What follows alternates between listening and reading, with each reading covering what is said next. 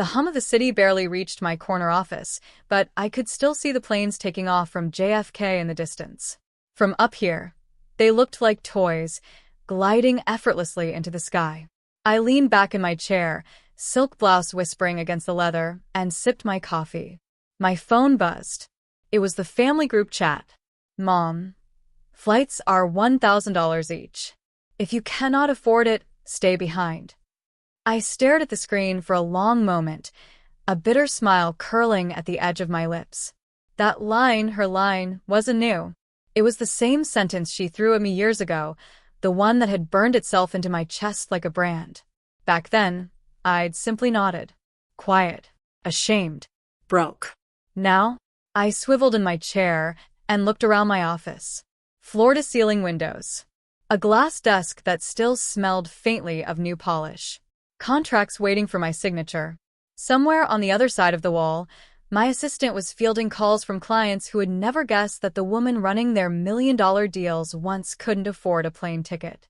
The message sat there, waiting. I could already hear Mom's clipped tone in my head, already feel the judgment behind those words. But this time, I wasn't the girl standing in that kitchen, holding back tears. This time, I had options. I was 21 the day those words first landed like a punch to the stomach. We were in the kitchen, the smell of roasted chicken still hanging in the air. My mom stood at the counter, arms crossed, a stack of printed flight itineraries in front of her. My siblings hovered behind her, pretending not to listen, though I could feel their eyes on me. Flights are $1,000 each, Mom said, her voice clipped final. If you cannot afford it, stay behind. My throat tightened instantly. I'd been saving for months, but a string of extra bills had drained my account. Rent. A blown tire. Textbooks I couldn't buy used this semester. I need a little more time, I said, my voice barely above a whisper. Mom shook her head.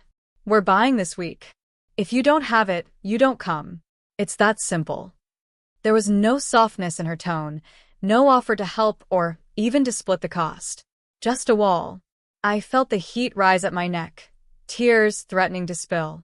My hands trembled as I gripped the back of a chair, forcing myself not to break down in front of them. Behind me, my younger brother smirked, and my sister looked away. That night, I sat on the edge of my bed, staring at the ceiling. I could hear my mom laughing with my siblings downstairs, their plans moving forward without me. My chest ached, but somewhere inside, something solidified.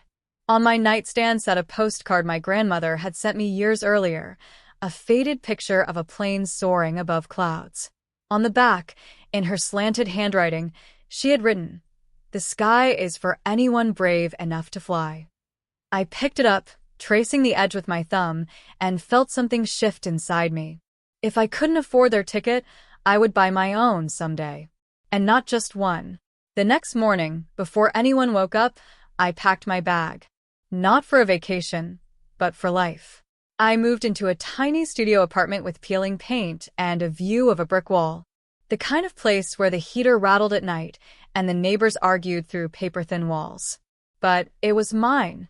I worked 2 jobs, mornings at a coffee shop, nights at a small marketing firm as an unpaid intern.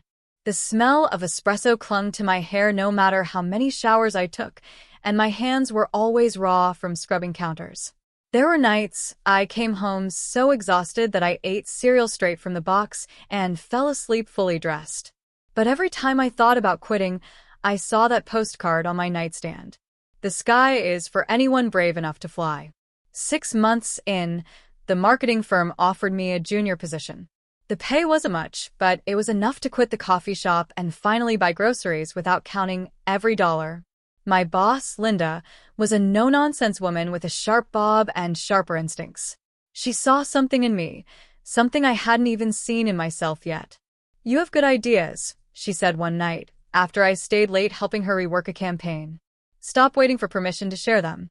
I started speaking up more in meetings. I read every book on branding I could find, watched online courses late into the night, and slowly, people started listening. My first big win came when a client chose my pitch over 3 others. It was the first time I saw my name on a project memo. I went home, poured myself a cheap glass of wine, and cried, not from sadness this time, but from relief. From there, things snowballed. I got promoted twice in a year. I began freelancing on the side, taking small businesses as clients, helping them grow. The extra money went into savings and eventually into a business license with my name on it. By 28, I'd launched my own boutique marketing agency. I kept it quiet, never telling my family exactly what I did. On social media, I posted vague updates, a coffee photo here, a city skyline there. Nothing that hinted at the contracts I was signing, the staff I was hiring, or the revenue we were pulling in. Every now and then, Mom would call and ask if I was doing okay financially. I'd smile into the phone and say, I'm fine. She'd never ask more, and I'd never offer more. It became my secret, my quiet rebellion. I didn't need their approval anymore. I was building a life so solid they could never shake it again. And still, that postcard stayed on my nightstand, reminding me I wasn't done flying yet. 2 months after Mom's message, I invited them all to my city. I didn't explain much in the group chat, just said I wanted to host a family dinner. When the car service dropped them at my address, I watched from the window as they looked up at the sleek high-rise, confusion flashing across their faces. Mom was the first to speak when I opened the door. This is where you live. Her tone wasn't unkind, just stunned. Yes, I said simply, stepping aside to let them in. They walked into the apartment slowly, as though they were afraid to touch anything. Floor-to-ceiling windows flooded the space with golden evening light, the city's skyline glittering beyond. White orchids bloomed on the dining table, and framed photos lined the shelves, not just of me, but of my team, our first office, our company's first anniversary party. This place is incredible, my sister whispered, running her hand over the marble countertop. I let them look around before I spoke. My chest felt strangely calm, as if all those years of quiet struggle had led to this exact moment. I own this apartment, I said, my voice steady. And the one below it. I run a marketing agency. We work with national brands now. That office building across town? The one with the giant mural on the side? That's mine, too. Mom blinked, as though trying to process my words. My brother's jaw actually dropped. I thought you were just freelancing, Mom said finally. I was. Then I built something bigger. Silence stretched across the room. For once, no one had anything to say. I walked over my desk and picked up the framed postcard, the same one my grandmother had given me. I held it up for them to see. This, I said softly, is what got me through the nights I cried myself to sleep. Through the days I worked until my feet bled. Every time I wanted to quit, I looked at this and reminded myself, I'd get here. Someday, you'd see me like this. My mother's lips pressed into a thin line, but there was no mistaking the shimmer in her eyes. My sister wiped a tear quickly, pretending she wasn't crying. You've done well, Mom said finally, her voice quieter than I'd ever heard it. I have, I replied, setting the postcard down. But tonight isn't just about showing you this. It's about deciding what happens next. Their eyes turned to me, curious, cautious. I smiled. Not the bitter one I'd worn years ago, but something lighter. Dinner's almost ready. And after, we're going to talk. Dinner was quiet at first, the sound of silverware against plates filling the silence. Eventually, the tension softened, and my sister asked about my work, my brother about the view.